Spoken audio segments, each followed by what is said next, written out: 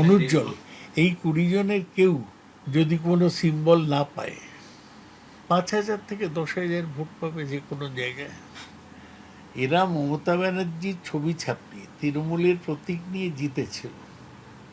এবার ওরা গিয়ে দাঁড়াক না, মানুষ তো সব দেখছে।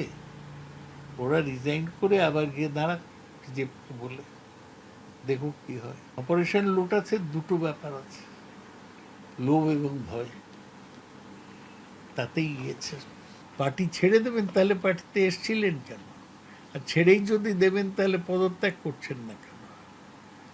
বাঁচার জন্যে ককরোচ পার্টিতে যোগদান করে বাঁচছেন, এটা কি খুব সম্মানজনক? লোগো, তহবিল, হ্যাঁ, এগুলো নিয়ে তারা তো ডিমান্ড করতে পারে। করতেই পারে, তবে এটা বুঝে নিন, তহবিলের ব্যাপারটা পুরোপুরি সিভিল কোর্টে ডিসাইডেড হবে। আর লোগো ব্যাপারটা ইলেকশন কমিশনে ডিসাইড হবে। যে কেউ করতে পারে আটকামিকে। আমাদের বিরুদ্ধে মামলা করলে আমরা সেই মামলায় দাঁড়াবো। 20 জন এমপি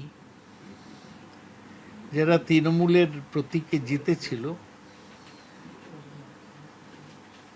সিদ্ধান্ত নিলেন যে তারা তাদের নির্বাচক মণ্ডলীর সাথে বিশ্বাসঘাতকতা করবেন। তারা এমন একটা পার্টিতে যোগদান করলেন বেআইনিভাবে, এবং তাদের সমর্থন নরেন্দ্র মোদীর নেতৃত্বে এনডিএর প্রতি দিলেন। এই পার্টির লোকেরা ভোট দিয়েছিল তৃণমূল কংগ্রেসকে, আর ওরা যোগদান করলেন অপরিচিত একটা পার্টি। তাদের অনেকে ব্যঙ্গ করে বলছেন জনতা ককরোচ পার্টি। সুতরাং মানুষ বিচার করবে। তৃণমূল কংগ্রেস 10th শিডিউলে যা করা দরকার সেইটা করবে, নইলে আমাদের অধিকার থাকবে আইনগত ব্যবস্থা নেবার।